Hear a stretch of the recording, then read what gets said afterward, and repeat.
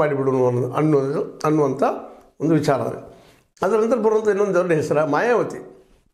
ಇದರಿಗೆ ಮಾಯಾವತಿಯವ್ರ ಬಗ್ಗೆ ಏನೋ ಇಂಡಿಯಾದಲ್ಲಿ ಕೊಡ್ತಾರೆ ಹಾಗೆ ಹೀಗೆ ಏನೋ ಒಂದು ಊಹಾಪೋಹದ ವಿಶ್ಲೇಷಣೆಗಳು ಬರ್ತಾಯಿದ್ದು.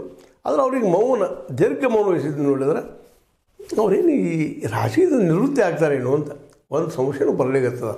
ಅದೇ ಕಾಲಕ್ಕೆ ಅವ್ರ ಮೇಲೂ ಈಗ ಇಡಿ ಅಥವಾ ಇನ್ನು CBI ದಾಳಿಗಳ ಭಯನೂ ಅದರ ಒಂದು ಕಾರ್ಮೋಡ್ಗಳು ಅವ್ರ ಸುತ್ತಲೂ ಮಾಯಾವತಿ ಅವ್ರ ಸುತ್ತ.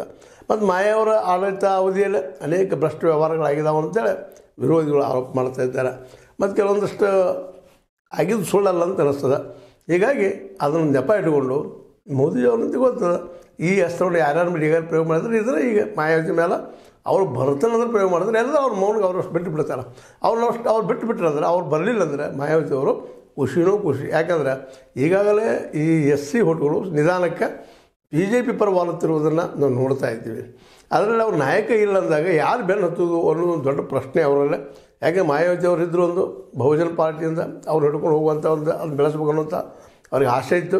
ಅದು ಇಲ್ಲ ಅಂದರೆ ಮೋಸ್ಟ್ಲಿ BJP ಅಂತ ಖುಷಿ ಪಡುವಂಥದ್ದು ಪಕ್ಷ ಮತ್ತೊಂದು ಯಾವುದಿಲ್ಲ. ಯಾಕಂದರೆ ಮೇನ್ ಇರುವಂಥದ್ದನ್ನು ಈ ದೇಶದ ಹನಿಬರ ಬರೆಯುವಂಥದ್ದು ಲಖನೌ ದಾರಿ ಹಾದಿ ಪೆನ್ನು ಅನ್ಬೋದು ನಾವು. ಯಾಕಂದರೆ ಇಲ್ಲೇ 80ರಲ್ಲಿ 75 ಈಗ 72 ಗೆದ್ದಿದ್ದಾರೆ, 66 ಗೆದ್ದಿದ್ದಾರೆ. ಈ ಸಲ ಅದು ಹೆಚ್ಚು ಆಗ್ಬೋದು. ಅಲ್ಲೇ ಮಾಯಾವತಿಯವರು ಗಾಯಬಾದ್ರೆ ಉಳಿದವ್ರು ಯಾರು ಕಾಂಗ್ರೆಸ್ ಅಂತ ಅಸ್ತಿತ್ವದಲ್ಲಿ ಕಡಿಮೆ ಹೋಗಿಬಿಟ್ಟದ. ಅದ್ರ ಬಗ್ಗೆ ಅವ್ರು ತೆರಿನೂ ಕೆಡಿಸ್ಕೊಳ್ತಾ ಇಲ್ಲ ಕಾಂಗ್ರೆಸ್ ವಿರುದ್ಧ. ಯಾಕಂದರೆ ಈ ಒಂದು ವಿರೋಧ ಪಕ್ಷಗಳೇನಿದ್ದಾವೆ, ಪ್ರಾದೇಶಿಕ ಪಕ್ಷಗಳೇನಿದ್ದಾವೆ, ನೀವೆಲ್ಲ ಕಾಂಗ್ರೆಸ್ಸಿನ ಹೋಟ್ ತೊಗೊಂಡನ ಇವತ್ತು ಆಡಳಿತದಲ್ಲಿ ಬಂದಿದ್ದಾರೆ ಅನ್ನೋದು ಒಂದು ಸಾಮಾನ್ಯವಾದ ಗ್ರಹಿಕೆ.